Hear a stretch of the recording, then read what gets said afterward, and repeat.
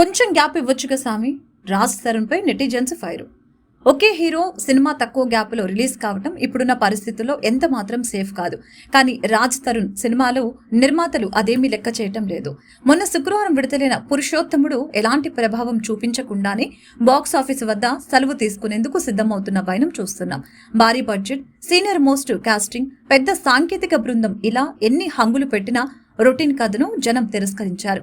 Cut చేస్తే 7 రోజులు తిరగటం ఆలస్యం. ఎల్లుండి ఆగస్టు 2న తిరగబడరా సామి థియేటర్లలో అడుగుపెట్టేందుకు రెడీ అవుతోంది. వ్యక్తిగత జీవితానికి సంబంధించి తన గర్ల్ ఫ్రెండ్ లావణ్య పెట్టిన కేసులో విచారణ ఎదుర్కొంటున్న రాజ్ తరుణ్ ప్రస్తుతం బయటకు వచ్చే పరిస్థితిలో లేడు. ప్రమోషన్ ఎంత అవసరమైనా సరే రాలేని తన నిస్సహాయతను నిర్మాతలకు ముందే చెప్పేస్తున్నాడు. ఇది పురుషోత్తముడు పబ్లిసిటీ మీద ప్రభావం చూపించింది. ఇప్పుడు తిరగబడరా సామికి అదే రిపీట్ అయ్యేలా ఉంది. ప్రస్తుతం రాజ్ తరుణ్ మార్కెట్ ఏమంత బాగాలేదు.